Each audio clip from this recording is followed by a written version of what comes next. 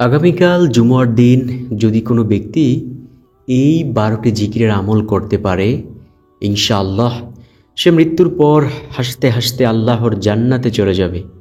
প্রিয় দর্শক, ওই জান্নাতে যাবে যে জান্নাতের ওয়াদা আল্লাহ রব্বুল আলামিন নিজেই করেছেন। আল্লাহ বলেন, আমি আমার বান্দাবান্দীদের জন্য এমন জান্নাতকে বানাইছি যে জান্নাত সম্পর্কে তারা কোনোদিন কল্পনাও করেনি, তারা কোনোদিন চোখেও দেখেনি। সুবহানাল্লাহ। আল্লাহ তাআলা বলেন, আমি আমার বান্দাবান্দীদের সাথে জান্নাতের মধ্যে দেখা দিব।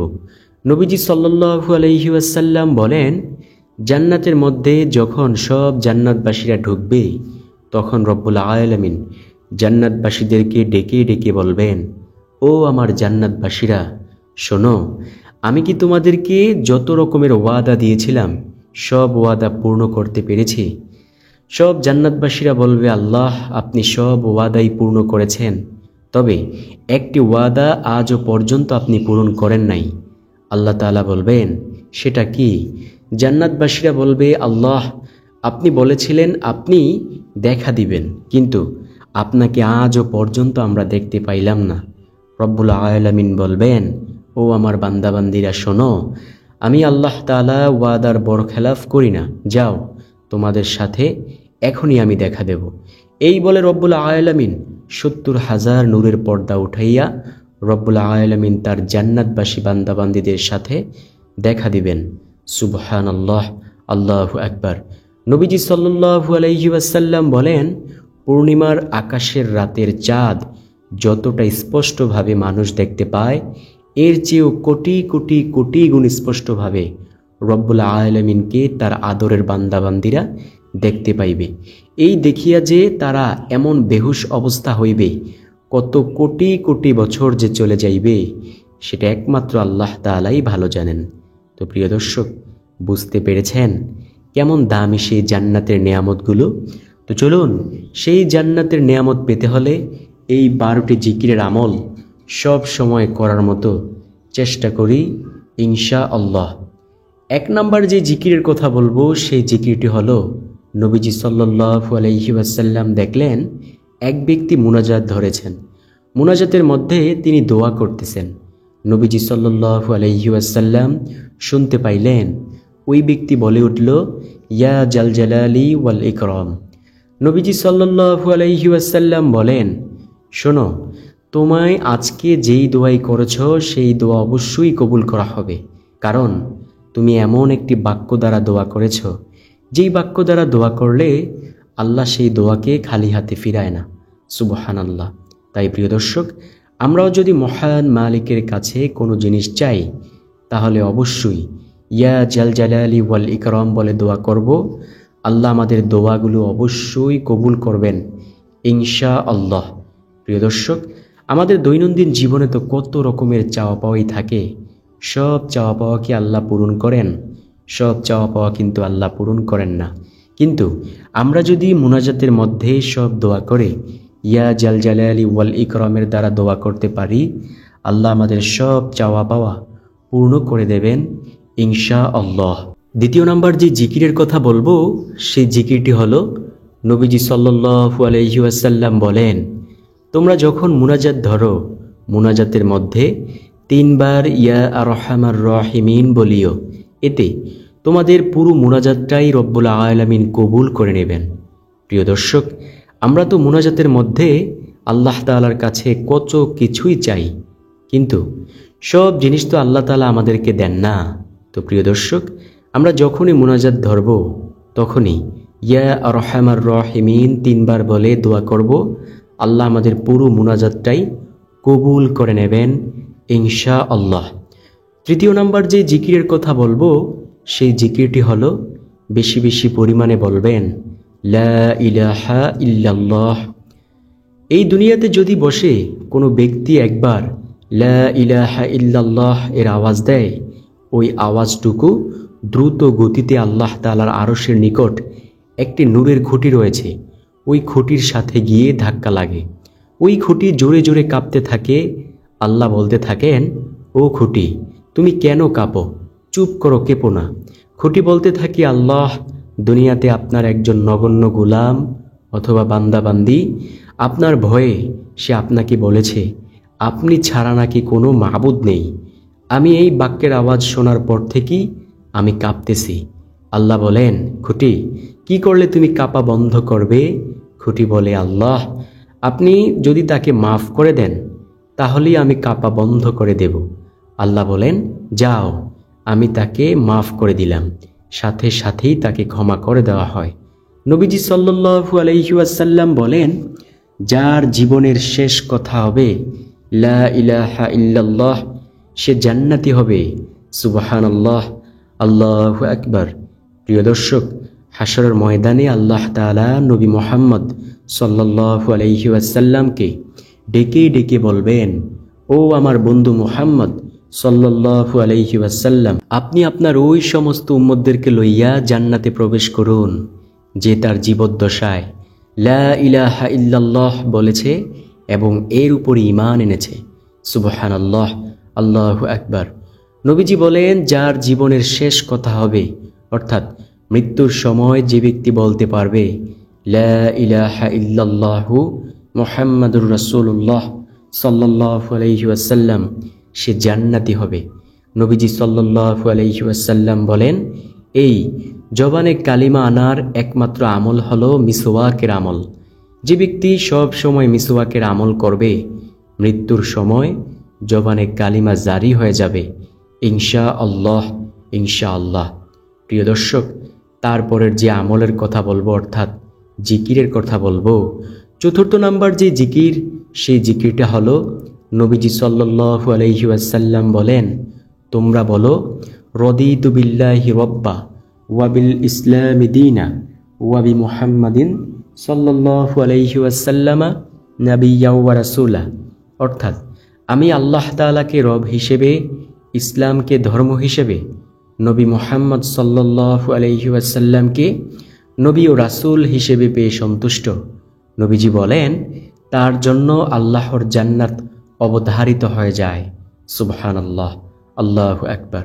তাই প্রিয় দর্শক, হাঁটতে, চলতে, উঠতে, বসতে অবশ্যই বেশি বেশি পরিমাণে বলবো, রদিতু বিল্লাহি রব্বা ওয়া বিল ইসলামি দীনা ওয়া বি মুহাম্মাদিন সাল্লাল্লাহু আলাইহি ওয়াসাল্লামা নাবিয়্যা ওয়া রাসূলা। প্রিয় দর্শক, এই জিকির আমরা বেশি বেশি পরিমাণে পাঠ করব ইনশাআল্লাহ। আল্লাহ আমাদেরকে অবশ্যই জান্নাত দান করবেন। পঞ্চম নাম্বার যে জিকিরের কথা বলবো, সেই জিকিরটি হলো নবীজি সাল্লাল্লাহু আলাইহি ওয়াসাল্লাম বলেন, তোমরা বলো, হাসবুনাল্লাহু ওয়া নি'মাল ওয়াকিল, নি'মাল মাওলা ওয়া নি'মান নাসির। প্রিয় দর্শক, দুনিয়াতে যদি কোনো ব্যক্তি আল্লাহ তাআলাকে অভিভাবক হিসেবে পেতে চায়, সে যেন বেশি বেশি পরিমাণে পড়ে হাসবুনাল্লাহু ওয়া নি'মাল ওয়াকিল, নি'মাল মাওলা ওয়া নি'মান নাসির। ইনশাআল্লাহ সে রব্বুল আলামিনকে অভিভাবক হিসাবেই পাইবে ইনশাআল্লাহ। আল্লাহ যদি কারো অভিভাবক হয়ে যায়, তাহলে দুনিয়াতে তার কোনো টেনশনের কোনো কারণ নেই। দুনিয়াটা তার জন্য সুখময়ের একটি জিন্দেগি হয়ে যাবে ইনশাআল্লাহ, ইনশাআল্লাহ। ষষ্ঠ নম্বর যে জিকিরের কথা বলবো, সেই জিকিরটি হলো নবীজি সাল্লাল্লাহু আলাইহি ওয়াসাল্লাম বলেন, ও সাহাবায়ে কেরাম শোনো, আমি কি তোমাদেরকে এমন একটি আমলের কথা বলবো না, যে আমলের দাম হাশরের মাঠে সবচেয়ে বেশি হবে এবং মিজানের পাল্লায় অনেক বেশি ভারী হবে? সাহাবায়ে কেরাম তো ছিল আমলের জন্য পাগল পারা। সাহাবায়ে কেরাম বলেন, ইয়া রাসূলুল্লাহ সাল্লাল্লাহু আলাইহি ওয়াসাল্লাম, বলুন কোন সে আমল? নবীজি সাল্লাল্লাহু আলাইহি ওয়াসাল্লাম বলেন, সে আমলটি হলো, যে ব্যক্তি বলবে সুবহানাল্লাহি ওয়া বিহামদিহি প্রতিদিন কমপক্ষে 100 বার, রব্বুল আলামিন তার আমলের দাম হাশরের মাঠে সবচেয়ে বেশি করবে এবং মিজানের পাল্লায় সে আমলনামার ওজন অনেক বেশি ভারী করবে। সাহাবায়ে কেরাম আবার প্রশ্ন করলেন, ইয়া রাসূলুল্লাহ সাল্লাল্লাহু আলাইহি ওয়াসাল্লাম, অন্য কারো আমলের দাম কি এর চেয়ে বেশি হবে না? নবীজি সাল্লাল্লাহু আলাইহি ওয়াসাল্লাম বলেন, হ্যাঁ, ওই ব্যক্তির আমলের দামই এর চেয়ে বেশি হবে যে ব্যক্তি এই সুবহানাল্লাহি ওয়া বিহামদিহি 100 বার থেকেও বেশি পরিমাণে পাঠ করবে। এছাড়াও নবীজি সাল্লাল্লাহু আলাইহি ওয়াসাল্লাম বলেন, যে ব্যক্তি প্রতিদিন কমপক্ষে 100 বার বলবে সুবহানাল্লাহি ওয়া বিহামদিহি, তার গুনাহের পরিমাণ যদি সমুদ্রের ফেনারাশির সমতুল্য হয়ে থাকে, তারপরেও রব্বুল আলামিন সেই গুনাহগুলোকে ক্ষমা করে দিবেন। সুবহানাল্লাহ। প্রিয় দর্শক, বুঝতে পেরেছেন এতটাই দামি একটি আমল হলো এই আমলগুলো। আমরা কিন্তু চাইলে পাঠ করতে পারি, কিন্তু করি না। এর কারণ কি? অলসতা ও অবহেলা করে। ইনশাআল্লাহ সুবহানাল্লাহি ওয়া বিহামদিহি অবশ্যই এই জিকির করার চেষ্টা করব ইনশাআল্লাহ। 7 নাম্বার যে জিকিরের কথা বলবো সেই জিকিরটি হলো সকাল সন্ধ্যা নিয়মিত বেশি বেশি পরিমাণে এই দোয়াখানা পাঠ করবেন, অর্থাৎ সুবহানাল্লাহি ওয়া বিহামদিহি সুবহানাল্লাহিল আযীম। নবীজি সাল্লাল্লাহু আলাইহি ওয়াসাল্লাম বলেন, যে ব্যক্তি এই বাক্যটি পাঠ করবে, শোনো, এই বাক্যের এতটা দাম যে এই বাক্যের ওজন মিজানের পাল্লায় অনেক বেশি হবে। দয়াময় রব্বুল আলামিনের নিকট অনেক বেশি প্রিয় একটি বাক্য। প্রিয় দর্শক, তাই আমরা সকাল সন্ধ্যা নিয়মিত সুবহানাল্লাহিল আযীমি ওয়া বিহামদিহি পাঠ করব। নবীজি সাল্লাল্লাহু আলাইহি ওয়াসাল্লাম বলেন, এই বাক্যখানা অনেক বেশি দামি। এই দুনিয়াতে যত কিছুর উপর সূর্য উদিত হয়, সব কিছুর চাইতে দামি একটি বাক্য হলো সুবহানাল্লাহিল আযীমি ওয়া বিহামদিহি। ইনশাআল্লাহ বেশি বেশি পরিমাণে পাঠ করার মতো চেষ্টা করব ইনশাআল্লাহ। তারপরের যে জিকিরের কথা বলবো সেই জিকিরটি হলো ইয়া হাইয়ু ইয়া কাইয়ুম। নবীজি সাল্লাল্লাহু আলাইহি ওয়াসাল্লাম বলেন, যে ব্যক্তি দুনিয়ার কল্যাণ চায় সেই ব্যক্তি যেন ইয়া হাইয়ু ইয়া কাইয়ুম এর জিকির করে। নবীজি সাল্লাল্লাহু আলাইহি ওয়াসাল্লাম বলেন, আল্লাহ তাআলার 99টি সুন্দর সুন্দর গুণবাচক নাম রয়েছে। এই নামের উপর যে ব্যক্তি আমল করবে, রব্বুল আলামিন তাকে জান্নাত দান করবেন। সুবহানাল্লাহ। প্রিয় দর্শক, এই 99টি নামের মধ্যে 2টি নাম হলো ইয়া হাইয়ু ইয়া কাইয়ুম। আমি একজন বড় বুজুর্গের কাছে গিয়েছিলাম। তিনি আমাকে বলেছেন, শোনো, তুমি যদি দুনিয়াতে ভালো কিছু চাও, দুনিয়ার কল্যাণ চাও, দুনিয়াতে অঢেল সম্পদ চাও, তাহলে বেশি বেশি পরিমাণে ইয়া হাইয়ু ইয়া কাইয়ুমের জিকির করিও। ইনশাআল্লাহ তোমাকে আল্লাহ সব কিছু দান করবেন। প্রিয় দর্শক, তাই আমরাও যদি চাই দুনিয়ার কল্যাণ ও আখিরাতের কল্যাণ, অবশ্যই বেশি বেশি পরিমাণে ইয়া হাইয়ু ইয়া কাইয়ুমের জিকির করব। আল্লাহ সুবহানাহু ওয়া তাআলা আমাদেরকে সেই তৌফিক দান করুক। আমিন সুম্মা আমিন। 9 নাম্বার যে জিকিরের কথা বলবো সেই জিকিরটি হলো নবীজি সাল্লাল্লাহু আলাইহি ওয়াসাল্লাম আবু হুরায়রা রাদিয়াল্লাহু তাআলা আনহুকে সাথে লইয়া এক জায়গায় যাচ্ছেন। নবীজি আবু হুরায়রাকে বলেন, ও আবু হুরায়রা দেখো। এই বলে নবীজি সাল্লাল্লাহু আলাইহি ওয়াসাল্লাম আবু হুরায়রা রাদিয়াল্লাহু তাআলা আনহুকে দেখাইলেন। নবীজি একটি গাছের ডাল ধরলেন, জোরে ঝাঁকি দিলেন, এতে করে ওই গাছের পাতা ঝরে পড়ে গেল। নবীজি সাল্লাল্লাহু আলাইহি ওয়াসাল্লাম বলেন, ও আবু হুরায়রা শোনো, যদি কোনো ব্যক্তি সুবহানাল্লাহি ওয়ালহামদুলিল্লাহি ওয়ালা ইলাহা ইল্লাল্লাহু ওয়াল্লাহু আকবার এই 4 জিকির একত্রে করতে পারে, যেমনই ভাবে আমি ঝাঁকি দেওয়ার কারণে এই গাছের ডাল থেকে গাছের পাতাগুলো ঝরে পড়ল, ঠিক যে ব্যক্তি এই 4 জিকির একত্রে করবে, তেমনি ভাবে রব্বুল আলামিন তার আমলনামা থেকে গুনাহের ময়লাগুলো ঝেড়ে ফেলে দিবেন। সুবহানাল্লাহ। অন্য হাদিসের মধ্যে নবীজি সাল্লাল্লাহু আলাইহি ওয়াসাল্লাম বলেছেন, যে ব্যক্তি এই 4 জিকির একত্রে করবে, যেমনই ভাবে শীতকালীন সময়ে গাছের পাতাগুলো ঝরে পড়ে যায়, ঠিক তার আমলনামা থেকেও রব্বুল আলামিন গুনাহের ময়লাগুলো ঝেড়ে ফেলে দিবেন। সুবহানাল্লাহ।